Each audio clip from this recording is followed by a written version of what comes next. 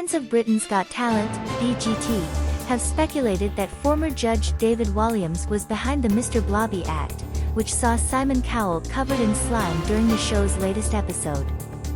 The character first appeared on Noel's house party in 1992, and several actors have since played the role.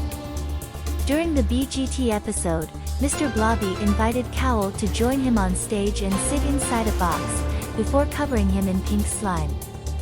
Many viewers took to Twitter to express their belief that Walliams was behind the character's mask, with one person writing, "Waiting for Mr Blobby to pull off his mask and reveal at David Walliams #Britain's Got Talent #BGT."